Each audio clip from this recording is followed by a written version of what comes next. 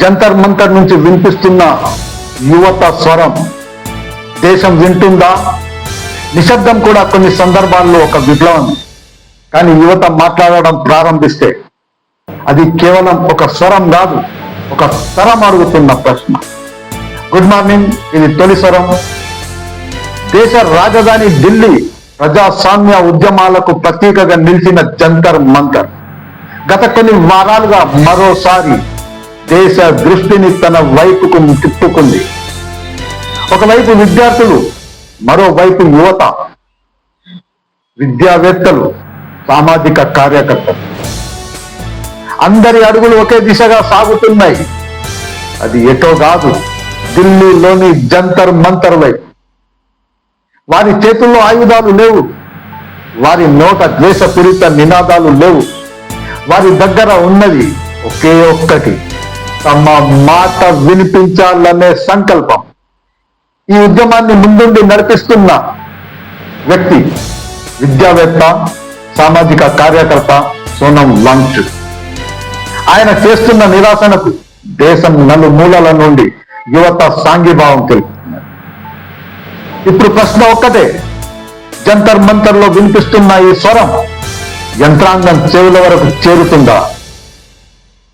కానీ చరిత్ర ఒక్కటే చెబుతుంది, దేశంలో ఎన్నో మార్పులు, ఎన్నో సంస్కరణలు, ఎన్నో నిర్ణయాలు ప్రజల స్వరంతోనే ప్రారంభమయ్యాయి. ప్రజాస్వామ్యంలో ప్రశ్నించడం తప్పు కాదు, ప్రశ్నకు సమాధానం ఇవ్వడం కూడా పాలనలో భాగమే. అందుకే ఇప్పుడు దేశవ్యాప్తంగా అందరి చూపు ఢిల్లీలోని జంతర్ మంతర్ వైపు ఉంది. ఉద్యమకారులు తమ డిమాండ్లను వినిపిస్తున్నారు. ప్రభుత్వం శాంతి భద్రతలను పర్యవేక్షిస్తూ పరిస్థితిని పర్యవేక్షిస్తుంది. ఇద్దరి మధ్య చర్చలు జరుగుతాయా? ఏదైనా పరిష్కారం దొరుకుతుందా? అదే ఇప్పుడు దేశవ్యాప్తంగా జరుగుతున్న ప్రధాన చర్చ. కానీ అక్కడ జరుగుతున్నది నిన్న 20వ తేదీన చలో సంసద్ పేరుతో విద్యార్థులు, ఉద్యమకారులు, వాళ్ళ తల్లిదండ్రులు, యువకులు తమ గళాన్ని వినిపించేందుకు చలో సంసద్ అని చెప్పి వాళ్ళు ప్రోగ్రాం పెట్టుకో. మా విద్యా హక్కుల్ని మేము కాపాడుకుంటాం. నీట్ పరీక్ష రద్దు అయింది, పేపర్ లీకేజ్ అయింది, దానికి బాధ్యత వహిస్తూ విద్యాశాఖ మంత్రి రాజీనామా చేయాలి, దేవేంద్ర ప్రధాన్ రాజీనామా చేయాలని వాళ్ళ ప్రధాన డిమాండ్. వాళ్ళు వెనక్కి తగ్గేటట్టు లేరు, తమ గల్లాన్ని వినిపించేందుకు సిద్ధంగా ఉన్నారు. వానలో తడుస్తుండ్రు, ఉపాసం ఉంటుండ్రు. గత 3 వారాలుగా ఈ దీక్షలు కొనసాగుతున్నాయి. అత్యంత దయానీయంగా వారి పరిస్థితి మారింది. సోనం వాంగ్చుక్ ను హాస్పిటల్ కు తరలించారు 3 రోజుల క్రితం. అయినా కానీ ఆయన అందరికీ పిలిపించిండు, ఈ మార్పులు అందరూ దేశ నలుమూలల నుంచి వచ్చి పాల్గొనాలి. జనం వేలాదిగా, లక్షలాదిగా జనం తరిగారు. పోలీసులు మోహరించిండ్రు, లాఠీలు దుల్పించిండ్రు. అయినా వెనక్కి తగ్గలేదు ఈ విద్యార్థులు, ఈ యువకులు తమ గళాన్ని వినిపించేందుకు ఇంకా ఇప్పటికీ అక్కడే ఉన్నారు.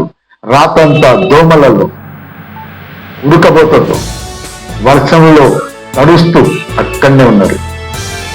ఈ నేపథ్యంలో మరో పరిణామం చోటు చేసుకున్నది. కేంద్ర హోంశాఖ మంత్రి అమిత్ షా విద్యాశాఖ మంత్రితోని ధర్మేంద్ర ప్రధాన్తో భేటీ అయ్యిండు. ఇంకా వివరాలు తెలియాల్సి ఉంది, ఎందుకు భేటీ అయ్యారు, సమావేశంలో ఏం చర్చించారు, ఇంకా బయటకు రాలేదు. వాళ్ళే అధికారికంగా ప్రకటిస్తారు. కానీ దేశవ్యాప్తంగా వినిపిస్తున్న ప్రశ్న మాత్రం ఒక్కటే, యువత చెబుతున్న మాట ప్రభుత్వం వింటుందా? చర్చలకు తలుపులు తెరుచుకుంటాయా? సమస్యలకు చర్చల ద్వారానే పరిష్కారం దొరుకుతుందా? ఇవే ఇప్పుడు అందరిలో మెదులుతున్న ప్రశ్న. ప్రజాస్వామ్యం అంటే ఎన్నికలు మాత్రమే కాదు సోదర, ప్రజల మాట వినడం కూడా ప్రజా పాలనలో భాగమే. విభేదాలు ఉండొచ్చు, కానీ చర్చలు ఆగకూడదు.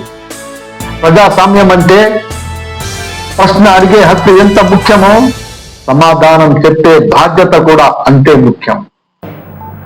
జంతర్ మంతర్లో ప్రతి రోజు గడుస్తుంది, ప్రతి గంట చర్చ మరింత విస్తరిస్తుంది.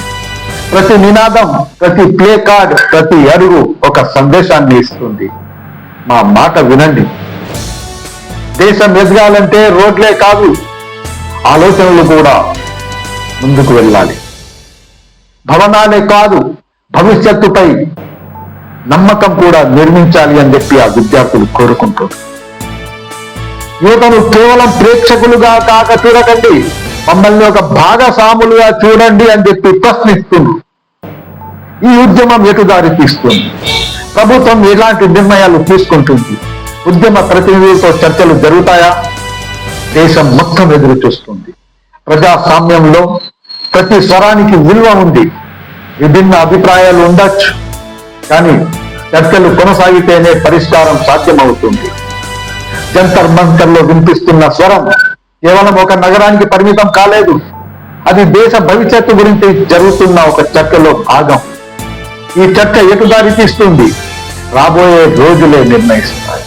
అప్పటి వరకు ప్రతి పరిణామాన్ని వాస్తవాలతో మీ ముందుకు తీసుకురావడం తొలి స్వరం బాధ్యత. నేను మొహమ్మద్ ఆసిఫ్. జై హింద్, జై తెలంగాణ.